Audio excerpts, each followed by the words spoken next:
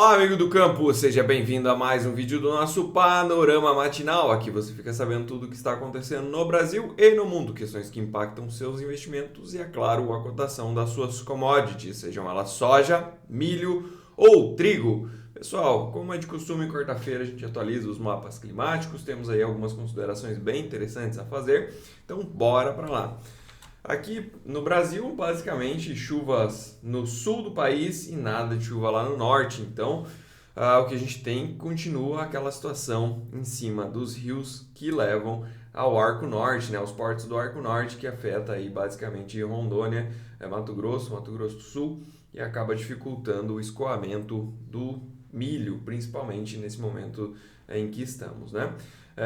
Com essa perspectiva de menos chuvas lá para cima, a gente já começa a pensar aí em níveis fluviais bem baixos mesmo, atingindo aí níveis históricos, né? Isso dificulta, diminui o tamanho também das barcaças que podem rodar por lá e também encarece, obviamente, o frete. Então esse é o panorama que a gente tem aqui para o Brasil para os próximos 5 dias. Bastante chuva mesmo aqui para Santa Catarina, metade do Paraná, inclusive Paraná aqui na configuração que está climática parece até a bandeira do Rio Grande do Sul, né? Em alguns, na parte norte chove cerca de 10 milímetros, na faixa central cerca de 30 milímetros e mais ao sul cerca de 40 milímetros. Já para Santa Catarina a gente tem em alguns lugares cerca de 120 milímetros de chuvas acumuladas para os próximos 5 dias. Lá nos Estados Unidos temos aí uma perspectiva de um clima trazendo chuvas para a região leste do cinturão, pegando aí Indiana, Illinois e também Ohio. A perspectiva lá foi o seguinte: temos a passagem de um tufão que ele mudou a sua configuração para basicamente, acho que chuva, tempestade, alguma coisa assim. Não lembro a classificação exata agora, mas isso é bom por quê? Porque ele mudou a sua trajetória, mudou a sua intensidade, ou seja, agora ele não tem mais perspectivas de devastar áreas e sim trazer mais chuvas para onde precisava de chuvas. Então isso acaba colocando ainda mais qualidade em cima das plantações americanas, né? Seja de milho, seja de soja. Então ali nessa região havia uma preocupação porque a temperatura havia aumentado e também tínhamos poucas chuvas, né? Com essa alteração climática, então a perspectiva é que o clima melhore e consequentemente traga melhoras aí para as lavouras. E isso impacta diretamente nas cotações das commodities em questão, seja soja, seja milho, tá? Trazendo então uma perspectiva um pouco mais negativa para os preços. E é isso que a gente vem acompanhando, né? Então ontem, como é que ficou? A gente teve aí mais uma queda para o óleo de soja, caiu 4,04% e hoje vem caindo 0,26%. Soja em grão ontem renovou as mínimas do ano, inclusive as mínimas de muitos anos, na verdade, e caiu 1,77%, mais 19 cents por bushel. Somando ontem e anteontem, a gente teve uma queda aí de 50 cents por bushel, o que é bastante coisa, tá? E hoje continua um movimento negativo, caindo 0,25%. O mercado hoje trabalha abaixo dos 10,80 a 11,77. É interessante comentar também que as posições de fundos na Bolsa Americana aumentaram aí a posição vendida para a soja e também para o milho. Para o farelo conseguindo se manter mais estável do que os demais componentes aí da soja, né? A gente teve ontem uma queda de 1,34% e hoje o mercado vem subindo 0,46% em cima de uma região de suporte, que é essa linha vermelha que a gente observa aqui no gráfico, tá? Trigo ontem conseguiu fazer um movimento mais altista, subiu 0,26% em cima novamente daquele suporte, né? Porém, hoje já devolveu toda a alta que teve ontem e vem caindo 0,79%. Se mantém ainda em cima do suporte. O milho ensaiou também uma recuperação ontem, não teve forças para dar continuidade, acabou entregando praticamente todo o movimento de alta que havia produzido durante o pregão e fechou aí com uma alta de apenas 0,19% e hoje já vem caindo os mesmos 0,19%, cotado a 3,93. a região dos 4 dólares aqui era muito relevante para o milho. Milho que tentou, né, pessoal, lá em cima tentou romper várias vezes, não conseguiu. Aí o caminho mais fácil aí foi realmente para baixo. O milho tem uma questão que basicamente o mundo está recompondo estoques de milho, então a gente tem estoques maiores e também produtores aí de tudo quanto é lugar vêm segurando suas produções, porém como a gente tem uma oferta maior, o comprador vem comprando da mão para a boca, a gente também tem uma demanda menor da China, né? Comentei isso no vídeo de ontem. Aqui no Brasil, ano passado, se eu não me engano, ela tomou 17 milhões de toneladas e esse ano, até o momento, acho que foram apenas 2 barcos, aí, pouca coisa mesmo. Claro que a gente ainda não está na janela de exportação do milho, mas como eu mostrei ontem, a gente tem uma diferença bem gritante comparado aos 2 últimos anos nesse mesmo período para o milho. Então a exportação para o milho aqui no Brasil fica realmente mais tímida. Lá nos Estados Unidos a gente vê também essa sobra de produto e posições adicionando venda em suas composições, né? Então isso acaba pressionando o preço e a gente vê preços de milho mais baixos. Aqui no Brasil, a gente teve uma recuperação para o milho, subiu 0,4% no contrato de julho, fechou cotado a R$ 55,88. Já para o contrato setembro, a alta foi um pouco mais intensa, subiu 0,61%, fechado a 58,02. Óleo de palma teve uma queda também bem interessante, ontem caiu 2,05%, hoje caiu 1,04%, chegou a estar caindo bem mais, né? Algumas considerações aqui sobre o óleo de palma é que esperava-se por conta do El Niño que houvesse uma produtividade menor aí das palmeiras, porém não foi o que aconteceu. Então a gente tem uma oferta um pouco maior de óleo de palma neste momento no mercado que acabou puxando os preços para baixo. Também acaba impactando aí no óleo de soja, que é um dos concorrentes, né? Mas o óleo de palma, ele é um pouco menos nobre do que o óleo de soja, né? Tem toda aquela diferença que a gente vinha comentando no passado.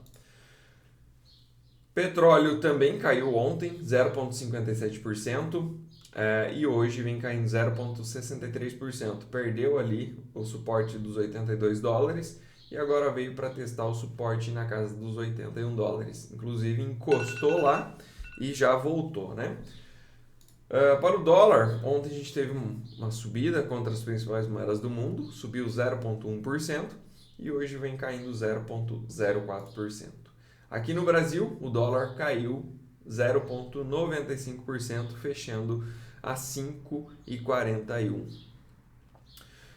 Agora o dólar aqui nesse patamar encontrou uma região de suporte também, que é essa linha verde, tá, pessoal? Caso venha perder, a gente pode esperar que o mercado corrija até ali na casa dos 5,30 mais ou menos. Deixa eu até deixar marcado aqui pra gente.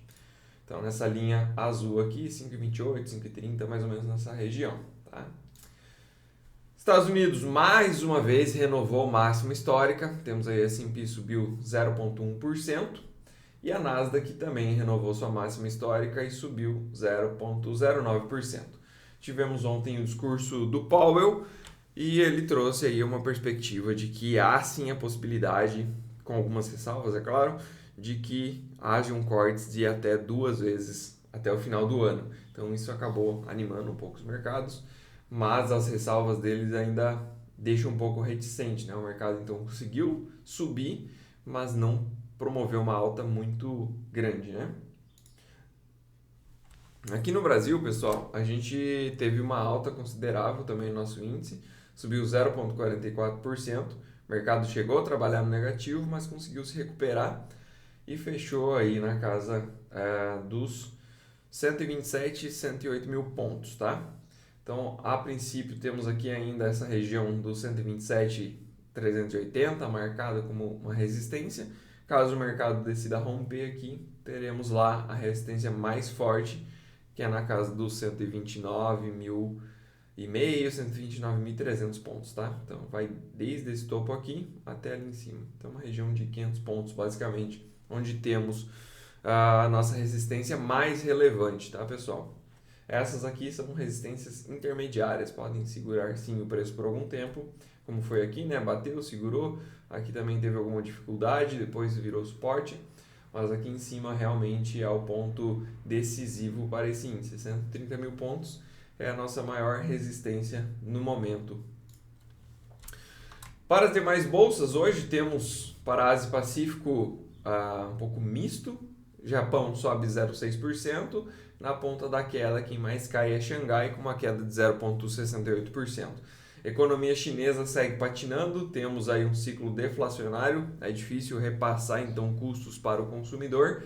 O consumidor cada vez mais exigente em termos de descontos, buscando economizar cada vez mais e fazendo mais poupança. Então hoje o que a gente tem lá na China é realmente uma população mais arisca, por assim dizer, não querendo tomar risco e acreditando que, por exemplo, investimentos em imóveis é algo surreal, que não vale a pena ser feito nesse momento, porque tem muito risco de atraso na entrega dos imóveis e também a não entrega deles, a não conclusão desses projetos, como a gente já viu num passado recente.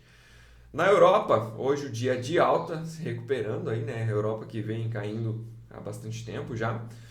A gente tem então hoje todas elas no verde e quem mais sobe é a Bolsa Espanhola, que sobe 0,97%. Eurostock 50, que reúne as 50 maiores empresas lá da Europa, acaba subindo 0,68% neste momento.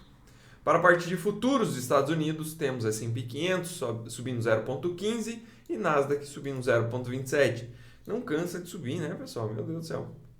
Mas, assim como comentei já no passado, a intensidade vem diminuindo, tá? A gente não vê mais aquelas altas tão absurdas, agora são altas bem mais comedidas, né? Então vai acabando o fôlego, basicamente, é necessário realmente uma correção depois de um movimento tão forte lá nos Estados Unidos. Dólar contra países emergentes um pouco mais forte no dia de hoje. E para as commodities não agrícolas temos o minério de ferro caindo 1,81% e o petróleo caindo 0,14%. Aqui na nossa bolsa também tem espaço para uma correção. Talvez esse minério de ferro em queda, puxando o vale, acaba atrasando um pouco esse movimento de alta que a gente vem observando. Parte de agenda, 9 horas da manhã, temos inflação aqui no Brasil. Esse dado é bem relevante, tende a mexer bastante com a nossa bolsa. Vamos ver aí como é que vem, né? Se ele vem acima da expectativa, o mercado pode acelerar aí essa realização, que é possível. E caso ele venha abaixo, a gente pode ver mais um fôlego entrando na bolsa e o mercado subindo, indo buscar aquela região de resistência mais forte ali na casa dos 129.500, 130 mil pontos. Temos também novamente um discurso do Powell hoje. Esse aqui já não é relevante, tá, pessoal? Porque basicamente ele deve falar a mesma coisa que falou ontem, então sem surpresas aqui.